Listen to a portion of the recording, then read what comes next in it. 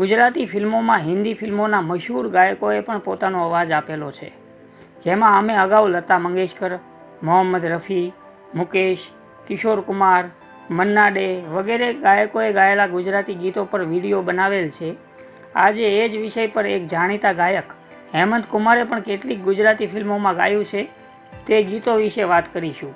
અને હા, આપેલ ગાયકોના વિડીયો આપે ન જોયા હોય તો હું તે વિડીયોની લિંક નીચે ડિસ્ક્રિપ્શન બોક્સમાં આપી દઈશ, જેના પર જઈ તમે તે વિડીયો જોઈ શકો છો. નમસ્કાર મિત્રો, હું છું ગજ્જર નિલેશ અને આપ જોઈ રહ્યા છો અમારી યુટ્યુબ ચેનલ રિદ્ધિ સિને.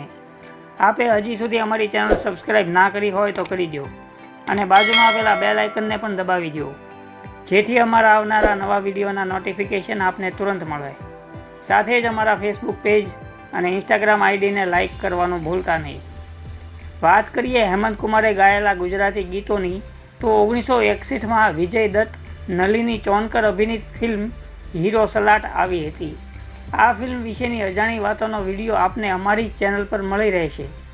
આ ફિલ્મમાં સંગીત અવિનાશ વ્યાસનું હતું.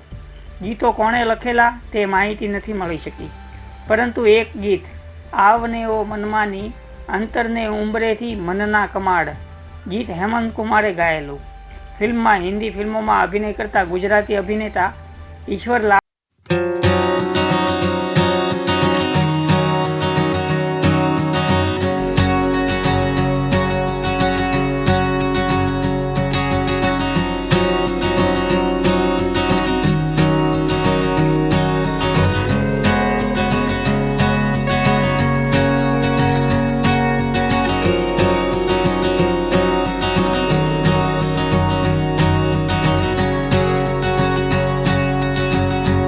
હિટ ફિલ્મ ગુણસુંદરીનો ઘર સંસાર હિન્દી ફિલ્મોના દિગ્દર્શક ગોવિંદ સરૈયાએ દિગ્દર્શિત કરી હતી, જેઓ ત્યારબાદ હિન્દી ફિલ્મો તરફ વળી ગયેલા.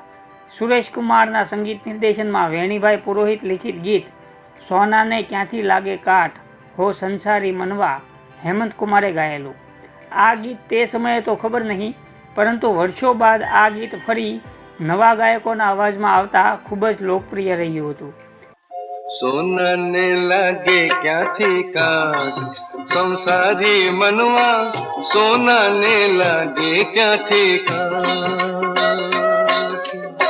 લોઢુઆ કટાઈ જાય તાંબુઆ લીલુડું થાય.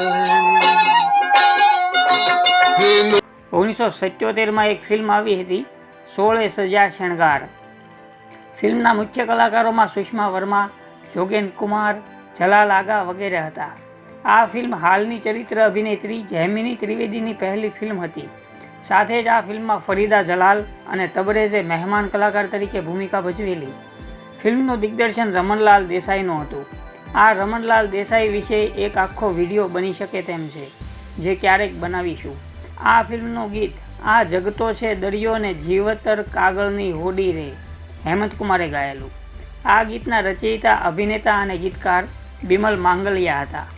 આ તો જગ છે દરિયો ને જીવતર કાગળની હોડી રે,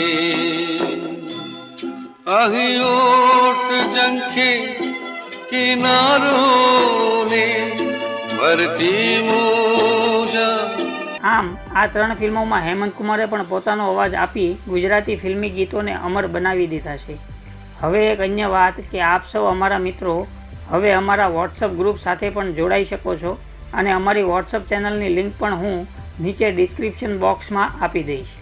તે લિંક પર ક્લિક કરી આપ અમારી સાથે વોટ્સઅપ ગ્રુપ અને ચેનલ સાથે પણ જોડાઈ જાઓ.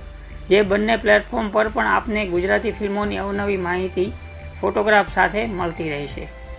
તો મિત્રો, આપને અમારો આ એપિસોડ કેવો લાગ્યો તે આપ અમને કોમેન્ટ કરીને જણાવશો.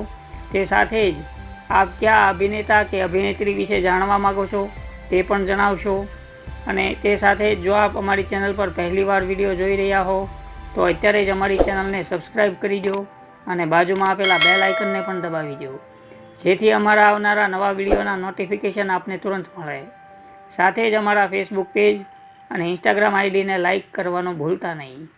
Thank you.